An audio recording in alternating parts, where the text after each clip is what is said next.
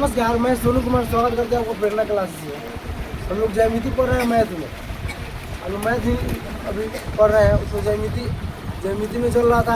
आज चौथा क्लास है, तीसरा अब तीसरा ना होगा, पहले सब एक ही में था।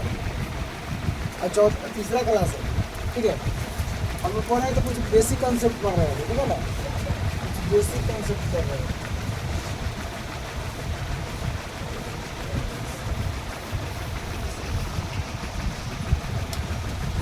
इसमें बेसिक कॉन्सेप्ट में आप मेनली आपका 9th क्लास से चल रहा है, ठीक है। और इसमें हम लोग पढ़िए तो पहले थे एकांतर अंतःकोण, आज है एकांतर बाह्य कोण, ठीक है।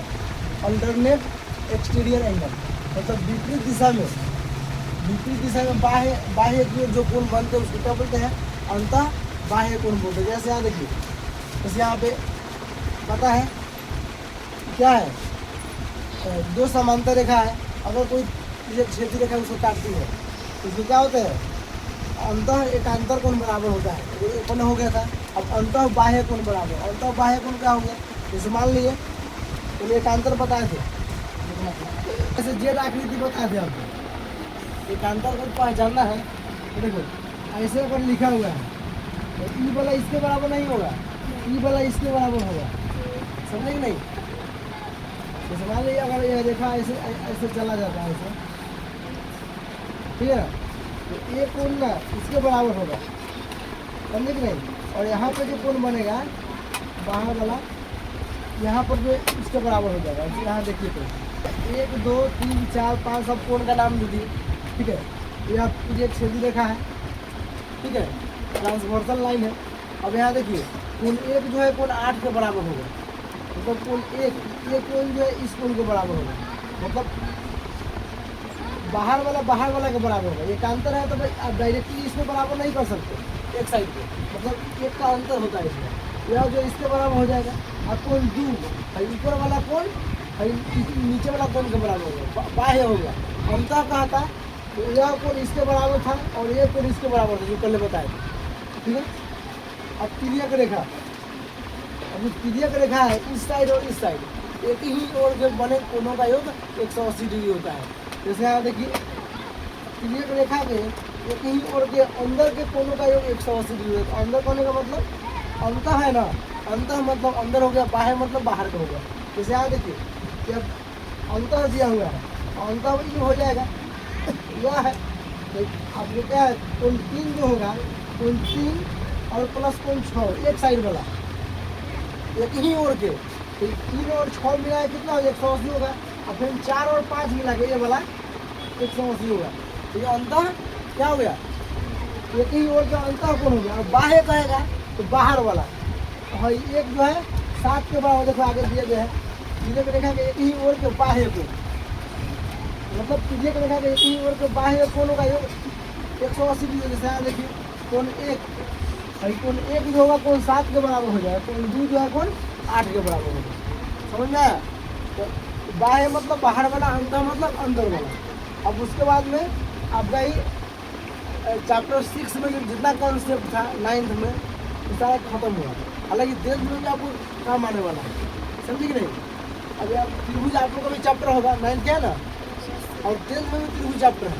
और उसमें 9th में सर्वक्षमता पढ़ना था, और 10th में सिमिलरिटी पढ़ना है, मतलब समरूपता पढ़ना है। और उसमें दोनों पढ़ना है। 9th में सिर्फ सर्वक्षमता पढ़ना है, समझे कि नहीं। तो दोनों कॉन्सेप्ट आपको दिया जाएगा। अब त्रिभुज का मतलब होता है जिसमें 3 भुजा हो, मतलब 3 भुजाओं से बनाई गई बंद आकृति। 3 भुजा मतलब देखो 1 2 3, और बंद आकृति होना चाहिए। बंद मतलब ऐसा नहीं कि खुला कहूँ हो, और बंद आकृति को त्रिभुज कहा जाता है। इसको ऐसे इस चिन्ह द्वारा सूचित किया जाता है, समझ में आया कि नहीं। अब देखिए, अब इसमें 3 शीर्ष होते हैं। शीर्ष कहने का मतलब कोना, 1 2 3 भुजा होता है, 1 2 3 बताएगा। अब कौन 3 होता है, कौन 1 2 3, इसमें 3 कोण हो गया। त्रिभुज में 3 भुजा 3 कोण 3 शीर्ष होते हैं, आया समझ में। अब देखिए कि आकृति में दर्शाया गया है। अब त्रिभुज का वर्गीकरण, क्लासिफिकेशन ऑफ ट्रिंगल। अब किसके आधार पर, तो भुजाओं के आधार पर। भुजाओं के आधार पर त्रिभुज को बांटा गया है कई भाग में। भुजाओं के आधार पर त्रिभुज के 3 प्रकार होते हैं। कौन कौन? समबाहु, समद्विबाहु, विषम बाहु। देखो वहाँ बता रहे हैं। समबाहु इक्विलेटरल ट्रायंगल, इक्विलेटरल। दूसरा है समद्विबाहु, सम माने बराबर, द्वि माने 2 भुजा। समद्विबाहु त्रिभुज आइसोस्केल्स। देखो अंग्रेजी भी लिखा गया है, जो इंग्लिश मीडियम वाला उसको दिक्कत नहीं होगा। अब तीसरा है विषम बाहु त्रिभुज, स्केलेन ट्रायंगल। अब पहला है समबाहु किसे कहते हैं? वह त्रिभुज में सारे के सारे भुजा बराबर हो। सारे का मतलब तीनों भुजा ना होगा, तो सब भुजा बराबर होगा, तीनों भुजा आपस में बराबर होगा, उसको समद्विबाहु त्रिभुज कहेंगे। कहने का मतलब अगर यह 2 सेंटीमीटर का है तो ये भी 2 होना चाहिए, ये भी 2 होना चाहिए, मतलब सारे के सारे भुजा आपस में बराबर है। और प्रत्येक कोण 60 डिग्री का, मतलब याद रखिए। ऐसे त्रिभुज है तो तीनों कोणों का 180 डिग्री होता है। और जैसे समबाहु है तो 60 ए भी होगा, 60 ए भी होगा, 60 ए भी, यानी 6 दिया 18। अब देखिए में पूछ देता है त्रिभुज के तीनों कोणों का योग 180 डिग्री। पूछ देगा चतुर्भुज के चारों कोणों का योग कितना होगा? चतुर्भुज का कितना होता है? 360 डिग्री। समझे कि नहीं? पूछा जाता है। कितना बार हम पेपर में देखेंगे, 10th पेपर में देखेंगे।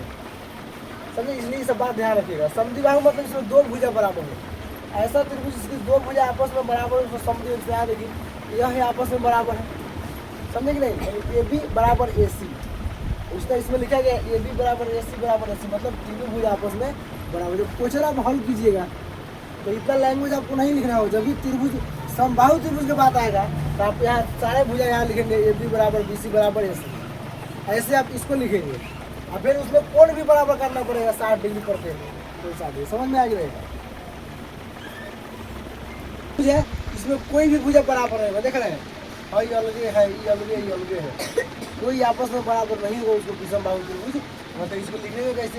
ए B does not equal to B C, does not equal to A C, कोई भुजा आपस में बराबर नहीं है। क्या बोलेंगे? विषम बाहु त्रिभुज। तो ये क्या था? भुजा के आधार पर था। अब अगले दिन हम लोग पढ़ेंगे कोण के आधार पर, according to angle. Classification of क्या था? Best classification of triangle based on के आधार पर था। आप आगे बढ़ेंगे हम लोग कोण के आधार पर, एंगल के आधार पर। ठीक है? अब इसके साथ मिलते हैं अगले क्लास।